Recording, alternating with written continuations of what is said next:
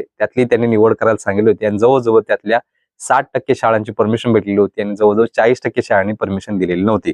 त्याचं पण रिझन सांगितलं ऑफिशियल की स्पोर्ट डे चालू आहेत, त्याच पद्धतीने सांस्कृतिक कार्यक्रम चालू आहेत, सहली चालू आहेत, हे चालू आहेत, त्यामुळे त्यांना ते देता आलेलं नाहीये. सो अशा पद्धतीनं उरलेलं जे रिसेंटली जो जी आर आला होता त्याच्यामध्ये त्यांनी सांगितले की ज्या शाळेने ज्या कॉलेजने परमिशन दिलेली नव्हती त्यांना परत एकदा संपर्क साधून त्यांच्याकडून 11 जानेवारी आणि 12 जानेवारीला संपूर्ण दिवस त्यांनी एक लाईन मेन्शन केलेली आहे त्या जी आर मध्ये की 11 तारखेचा संपूर्ण दिवस आणि 12 तारखेचा संपूर्ण दिवस त्यांच्याकडून परमिशन घ्यायला सांगितलेलं आहे. त्याच पद्धतीनं 2 दिवसाचं 2 शेड्यूल जे आहेत, शेड्यूल ए शेड्यूल बी, अशा पद्धतीनं दोन्ही सुद्धा चार्जशीट जे आहेत त्या भरून एक्सेल शीट भरून ती परत रिटर्न कक्ष 9 जे भरती कक्ष आहे तिथे 19 डिसेंबर पर्यंत पाठवायला सांगितलेले आहे. म्हणजे 19 तारखेपर्यंत ते पाठवलं की 20, 21, 22 पर्यंत तुम्हाला आपली अपडेट परत येणारच आहे ऑफिशियल. सो टेन्शन काय घेऊ नका, मी तुमच्या सोबत आहे.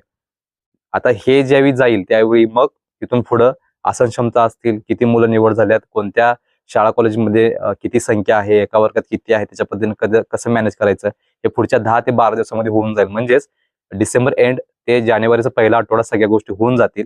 11-12 म्हटल्यानंतर जवळजवळ जानेवारीच्या 5 तारखेपर्यंत, जानेवारीची 5-6 तारखेपर्यंत तुम्हाला ऑफिशियल हॉल तिकीट येऊन जातील. सगळ्या घटकांची याची नोंद घ्यायची आहे. आता ह्या पद्धतीनं महत्वाचं